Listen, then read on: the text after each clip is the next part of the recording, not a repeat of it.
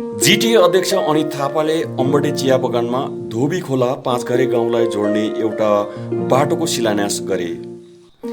अध्यक्ष अनित थापाले यस क्षेत्रका मानिसहरूको धेरै अघि दिनदेखिको बाटो निर्माणको माग पूरा हुन गएको बताए।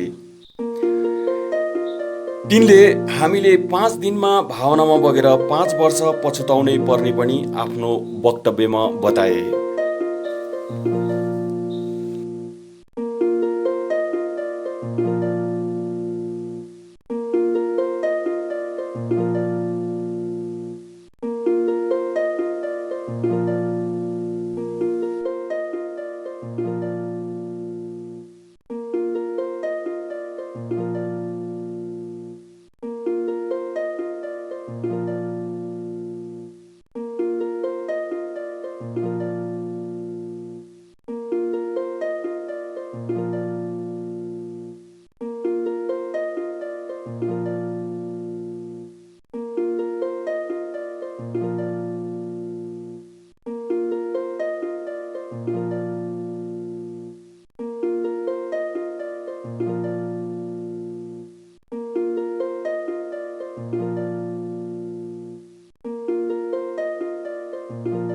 म चाहिँ यहाँ धोबीखोला अम्बटे स्थित धोबीखोला हाम्रो गाउँ हो यो।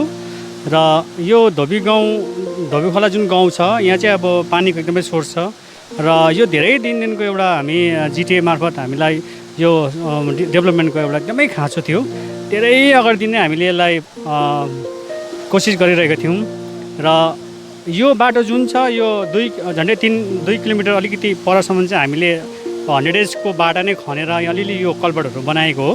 र यो बाटोमा अब गाडी हिँड्ने बिमारी लाने र कनेक्टिभिटी रोड त पर छ जुन मेन रोड छ, तर यो गाउँभित्रबाट जाने रोडको व्यवस्था चाहिँ एकदमै थिएन। र यो रोड जुन आजको शिलान्यास भयो यसको 3 करोड 86 लाखको जुन एमाउन्ट छ, जो यो बाटो चाहिँ पर जुन एउटा मेन रोड छ त्यहाँबाट चाहिँ पाँचघरेको जो गन्ती डाँडासम्म जोडिने छ, त्यसको लागि जुन एउटा एमाउन्ट छ त्यो एमाउन्टले पर्याप्त रूपमा यो बाटो बनियोस्, हाम्रो यो सिङ्गिङ एरिया छ राम्रो हुन्छ। र यो गाउँलाई मात्र होइन, यो उतापट्टि एउटा गाउँ छ हाँसपोखरी भन्ने 15-20 घर छ, त त्यो गाउँलाई पनि एकदमै राम्रो हुन्छ। तिनीहरू पनि एकदम बिचमा बसेको छ, यताबाट पनि पुग्दैन यताबाट पनि पुग्दैन, बिचमा बस्छ, उनीहरूलाई पनि एकदम सुविधा हुनेछ। त्यहाँबाट अलिकति उतापट्टि गयो भने एउटा ठुलो गाउँ छ, बृहत गाउँ छ। त्यो गाउँ चाहिँ दबाईखेती गाउँ हो, त्यसमा चाहिँ 250-भन्दा बेसी घरहरू छ। त्यो गाउँको जुन माथिल्लो एरिया छ त्यो डल्लैलाई यसको लागि फाइदा हुनेछ। अनि त्यो पछाडि अलिक उतापट्टि गएपछि एउटा पाँचघरे जुन छ ठुलो बृहत रूपमा बसेको एउटा गाउँ, 300-400 घर त्यहाँनिर छ। त्यो रोडसँग जोडेपछि चाहिँ यो एउटा विकल्पको रूपमा, एउटा अल्टरनेटिभ रोडको रूपमा चाहिँ यहाँनिर यो बाटो हुनेछ। र त्यसको निम्ति हामी जिटिए अध्यक्ष र चेयरम्यान श्रीमान हाम्रो दाई अनित थापाज्यूलाई धेरै धन्यवाद दिन्छौँ। र यो काम जुन अहिले शिलान्यास गरिदिनु भएको छ यसको निम्ति धेरै हामी चाहिँ उहाँपट्टि चाहिँ हामी आभारी छौँ। मेरो नाम रमेश लामा हो। अभी ये जो धोबीखोला ये गांव का जो शिलान्यास अभी हुआ है, वो जो 3.5 किलोमीटर का जो ये शिलान्यास अभी हुआ है, वो जिटिए अध्यक्ष श्रीमान अनित थापा जी ने ये जो वचन दिया था हम लोगों को, वो आज उसने पूरा कर दिया। हम गांव का सभी गांववासी और ये अम्बटे का सभी गांववासी हम बहुत खुश हैं वहाँ पर उसके जो कार्य पे उसने वचन दिया था। हम तुम्हारा ये रोड का जो हालत है उसने देखा था, ये 3 बार 4 बार वो ये विजिट में आया था। उस समय भी ऐसा ही हालत था, ये रेनी सीजन का दौर था, उस समय भी आया था। उस समय हम लोग को वचन दिया था ये काम हम कर देंगे। आज उस काम का वहाँ ने वचन पूरा कर दिया। ये जो बाटा का जो ये 3.5 किलोमीटर का जो ये रास्ता बनने जा रहा है, उसके लिए हम जिटिए चेयरमैन पर आभारी है। पहले ये रास्ता ना होने से नीचे में तो रास्ता है, यो जो मेन रोड अम्बटे का जो लाइफ लाइन है यो नीचे में तो रास्ता है। ये गाँववासी के लिए जो ये अंदर ये बीच में जो 50-60 घर है उसके लिए बहुत दिक्कत था।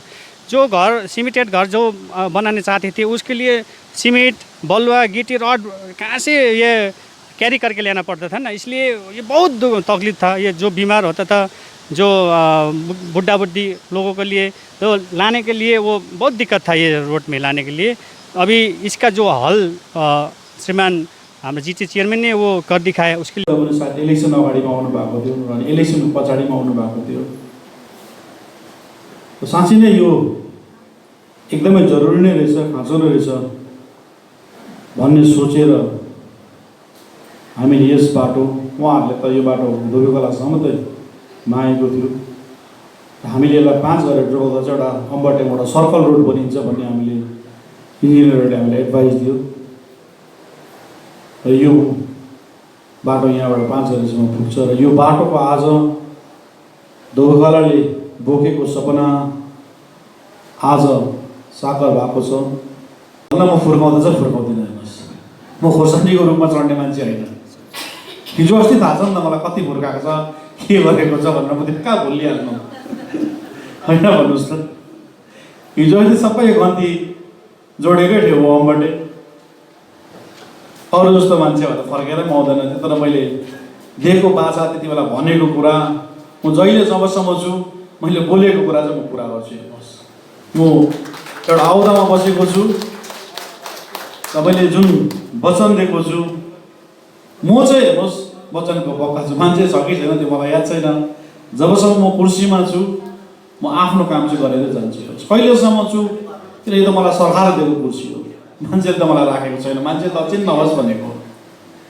तर जहिलेसम्म मलाई सरकारले राख्छ तबसम्म बसेर म निष्पक्ष रूपमा काम गर्छु, म काम गर्दै जानुहोस्। त्यही कारण मैले प्रत्येक काममा गाउँको मान्छेले अमाउन्ट थाहा पाएको हुनुपर्छ भनेर मैले अमाउन्ट पनि लेख्नुपर्छ भनेर भनिदिएको छु। त्यो जहिले पनि कमान बस्ती गाउँ बस्तीमा काम हुँदाखेरि एउटै कुरो झगडा आउँछ, कतिको काम सरदारले पैसा खायो कि इन्जिनियरले पैसा खायो, बेलुका सबै दिन हुँदैन। कोही कोही अब कमान बस्तीमा थाकेर माल खाने बानी हुन्छ, माल खाँदाखेरि कुरा निक्लिन्छ यस्तो, र पहिल्यै भनिदियो भने त ढुक्कै हुन्छ यो चिजलाई। यही कुरा पनि क्लियर कुरा राखेर काम गर्नुपर्छ। त्यसैले हेर्नुहोस्, अहिलेसम्म हामीले जुन अब यो कोभिडको अवस्था थियो, अब भोलि यस्तो कोभिडको बेलामा यत्रो मान्छे ल्याएर प्रोग्राम गऱ्यो भनेर भन्छ मलाई। अब हामीले हेर्नुहोस् यो कोभिडको लडाइँ लड्दा लड्दै आफ्नो नर्मल जिन्दगीमा फर्केर आउनुपर्छ। हामी अहिलेसम्म जुन प्रकारले सबै हेर्नुहोस्, हाम्रो जिटिए क्षेत्रको, हामी जिटिए टिम मात्रै होइन, जिटिए क्षेत्रको डल्लै समाजै लाग्यो नि हो। मैले निक्लिएर एउटा मान्छेको डर हटाउने प्रयास गरेँ। मान्छेलाई जो एउटा दिमागमा बसेको थियो भाइरसले चाहिँ मान्छेलाई मार्छ भन्ने, त्यो भाइरस चाहिँ मान्छे मार्ने होइन रहेछ भन्ने एउटा मैले इन्भाइरोमेन्ट क्रिएट गरिदिएँ। तर त्यसमा जिटिए क्षेत्रको प्रत्येक समाज नै अगाडि आएर काम गरेर चाहिँ हामी सक्सेस भएको। हेर्नुहोस्, अहिलेसम्म सिलगढीमा धेरै यस्तो प्रभाव छ भनेपछि हाम्रो जिटिए क्षेत्रमा हामी एकदमै कम्ती भन्दा पनि कम्ती प्रभाव छ। यही कारण हामीले यो कुरो बुझ्नुपर्छ, संसार भाइरससँग डढ्दाखेरि हामी जिटिए क्षेत्र चाहिँ युनाइटेड हुँदाखेरि चाहिँ यस्तो लडाइँमा हामीले जितेको छौँ। हेर्नुहोस्, तर हाम्रो प्रब्लम चाहिँ के छ भने हामी साह्रो झुकिन्छौँ। अघि छिरिदिदीले भन्नुभयो, उहाँ त धेरै राजनीतिज्ञ हो, उहाँ पनि झुकियो भन्नुभयो, म त झन् झुकिएर जेलमा पनि गएँ 6 महिना। अहिले कालिम्पोङ डिस्ट्रिक्ट भन्यो, दार्जिलिङ डिस्ट्रिक्ट भन्यो, हामी डिस्ट्रिक्ट आदि डिस्ट्रिक्टमा छौँ। हेर्नुहोस्, हामी जहाँ बस्छौँ, हामी जिटिए भन्दाखेरि डिएमको रिजनल पावर, मतलब यो जग्गा ठुलो छ, र हामी कहाँ छौँ र कसरी बस्नुपर्छ हामीले राम्रोसँगले सही ढङ्गले हामीले लग्यो भने हाम्रो मान्छेले साँच्चै नै दुःख पाउँदैन। हेर्नुहोस्, किन हामीलाई थाहा छ हामी 2 वर्ष कम्युनिटीसँग मिलेर काम गर्दा हामीले कति चाहिँ मान्छेलाई नोकरी दियौँ। यही कति छ हामीले आएकोदेखि रेगुलर भएको बहिनीहरू, रेगुलर भयो टिचरहरू, धेरै छ यस्तो कम्फर्टेबल रेगुलर टिचरहरू, हामी आएर धेरैलाई नोकरी दिइसक्यौँ। तर यो चिज चाहिँ हामी बुझ्नु सक्षम हुन्छ। हेर्नुहोस्, हामीले जति बुझिनौँ, हेर्नुहोस् 86 को आन्दोलनले एम्प्लोइमेन्ट एक्सचेन्ज बन्द भयो, तपाईँलाई थाहा छ न। मलाई याद छ, मैले पनि स्कुल फाइनल सकेर एम्प्लोइमेन्ट एक्सचेन्जको फर्महरू भरेको। अहिलेको नानीहरू त एम्प्लोइमेन्ट एक्सचेन्ज कुन चराको नाम हो, कुन चराको नाम भएको छ। हेर्नुहोस्, त्यति बेला एम्प्लोइमेन्ट एक्सचेन्ज फर्म भर्थ्यो, रिटायर भएको एजमा भ्याकेन्सी निक्लिन्थ्यो, घरमै आउँथ्यो भ्याकेन्सिजको उयसहरू, इन्टरभ्यू बस्थ्यो, नोकरी पाउँथ्यो।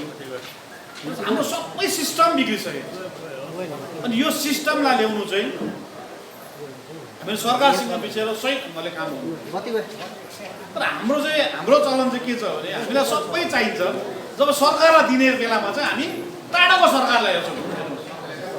हामीले 15 वर्ष, 10 वर्ष, मैले 10 वर्ष त मैले पनि बिजेपी सरकारलाई भोट दिएको नि, दिनरात खटेको हुँ नबुझिकन। र हामीलाई बिजेपी सरकार लो अम्बटेमा काट्यौँ भएछ लु भन्नुहोस्, कहीँ पनि के पनि गरेको छैन। अनि हामीलाई लु न त, हामीले उनीहरूलाई भोट दिएको कारण चाहिँ गोर्खाल्यान्ड देऊ भनेर देख्थ्यो नि त। हाम्रो जात गोष्ठीको छ, जात गोष्ठीलाई ट्राइबल बनाइदियो भनेर देख्थ्यो नि त।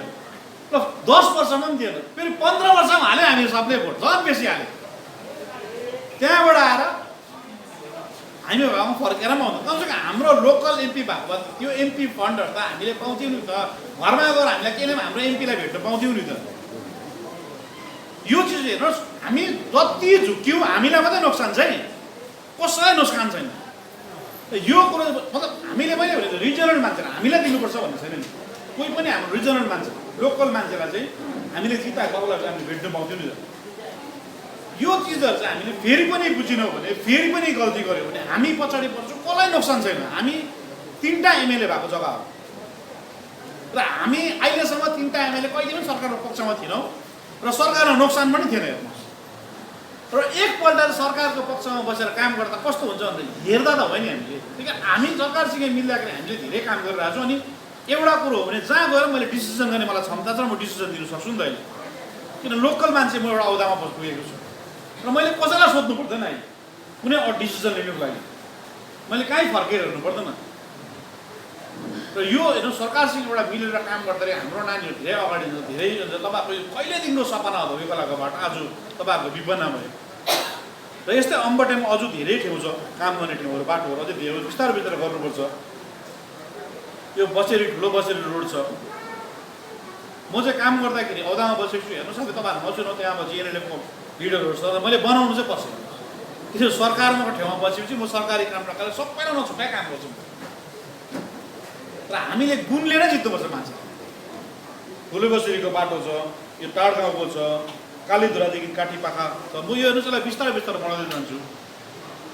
अनि मलाई यहाँ अघि धोबीखोलाको भाइले भने हाम्रो यहाँबाट सबै पानी जान्छ, सोर्स पनि यही हो, अम्बटेले पानी खानेको जग्गा पनि यही हो। तर मैले यहाँ जिआई पाइप चाहिँ देखिनँ आउँदाखेरि, यहाँ चाहिँ सायद डिपार्टमेन्टको पानी चाहिँ देखिनँ। अब तपाईँहरूलाई यो पानी पनि म तपाईँहरूको एकदम सिस्टममा दसैँ अगाडि नि तपाईँहरूलाई म घर घरमा प्रत्येक घरमा म कल पुऱ्याइदिन्छु। यहाँबाट सबै ठाउँमा पानीको यहाँ पनि एउटा सिस्टम तरिकाले पानी जान्छ। तर बिसिडब्ल्यू डिपार्टमेन्टसँग सर्वे पनि मैले पठाएको थिएँ एकपल्ट, यहाँनिर सर्वेहरू पनि आइसक्यो होला। बिसिडब्ल्यू डिपार्टमेन्ट अम्बटेमा 3जना नानीहरू एब्नर्मल नानीहरू छ अरे, जो हिँड्नु पनि सक्दैन भन्ने। र हिजो त खासमा मैले त्यो व्हिल चेयर पनि रेडी गरेँ त्यो ल्याउनुको लागि, अलिक परिका कुरा मिलेन, सन्डे बन्द भएको कारणले गर्दा।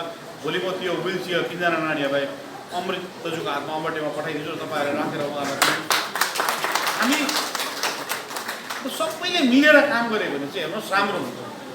त्यसैले तपाईँहरू अम्बटे राम्रो चाहनुहुन्छ, अम्बटे युनाइटेड अम्बटे बनाउनुहोस्। अहिले म अघि प्रिन्सिपल सेक्रेटरी पनि कुरा गरेँ, हाम्रो रोड्सको बाटो बुङकुलुङ फाटकदेखि बुङकुलुङसम्म त आइसकेको छ र बुङकुलुङदेखिको हामी यो पनि यो अम्बटेको बाटो रोड्स डिपार्टमेन्टलाई भोलि हामीले ह्यान्डओभर गर्दैछौँ। बुङकुलुङदेखिको भाया अम्बटे भएर पङ्खाबारी निक्लिन्छ, त्यसको लागि तपाईँहरूको सधैँभरिलाई यो जुन अम्बटेको यो रोगै जान्छ। त्यहाँदेखि मिरिकको मेन रोडै यो भाया अम्बटे भएर जान्छ। मिरिकको भाया अम्बटे भयो भने तपाईँहरूको अम्बटेमा होटेल खोलिन्छ, दोकान खोलिन्छ, ठाउँमा अम्बटेको इकोनोमिक ग्रोथ हुन्छ। र भोलि हामी यो अम्बटेको बाटो पनि यो बाटो पनि मेन रोड हामी रोड डिपार्टमेन्टलाई ह्यान्डओभर गरिदिन्छौँ। त्यसको लागि गर्दा अम्बटेको भाइहरूले पनि वर्षैभरि काम निक्लिन्छ, यहाँ उहाँहरूको एउटा पेसा, उहाँहरूको रोजगार जन्मिन्छ।